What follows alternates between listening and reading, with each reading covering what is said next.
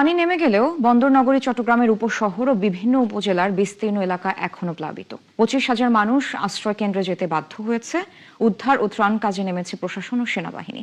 এদিকে চট্টগ্রামে গিয়ে দুর্যোগ ও ত্রাণ প্রতিমন্ত্রী জানিয়েছেন, সরকারের কাছে পর্যাপ্ত ত্রাণ থাকলেও যোগাযোগ ব্যবস্থার অভাবে সব দুর্গত এলাকায় পৌঁছানো যাচ্ছে। বন্দরনগরীর পানি নেমে গেলেও চট্টগ্রামের সাতকানিয়া, চন্দনাইশ, বাঁশখালী ও লোহাগাড়া উপজেলার বিস্তীর্ণ অঞ্চলে বন্যায় প্লাবিত হয়েছে। প্রায় 4 লাখ মানুষ পানিবন্দী অবস্থায় রয়েছে।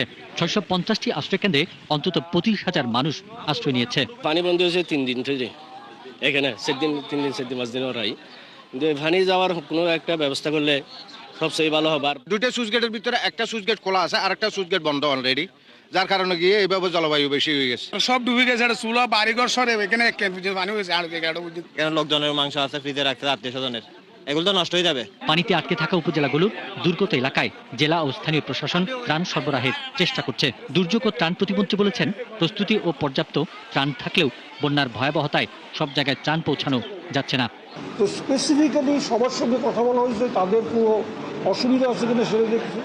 তাদের কাজটা তো তাদের, ধরেন সিভিল সার্জনের কাজ হলো যে পরবর্তী সময়ে যেন ওষুধ না হয়, আগাম ওষুধ সাপ্লাই করা, এগুলি ওনারা বলেছেন ওনারা ইকুইপ, তাদের কোনো অভাব নাই, তারা করতে পারবে। তো এরকম প্রত্যেকের সঙ্গে কথা হয়েছে, সবাই এই ব্যাপারে ওয়াকিবহাল এবং তারা প্রস্তুত। এদিকে ত্রাণ পৌঁছানোর পাশাপাশি পানিবন্দী মানুষকে উদ্ধার ও নিরাপদ আশ্রয়স্থলে পৌঁছে দিতে কাজ করছে সেনাবাহিনী। পতেঙ্গা আবহাওয়া অফিস জানিয়েছে, শনিবার সকাল 6টা পর্যন্ত চট্টগ্রাম নগরীতে 27 মিলিমিটার বৃষ্টি হয়েছে।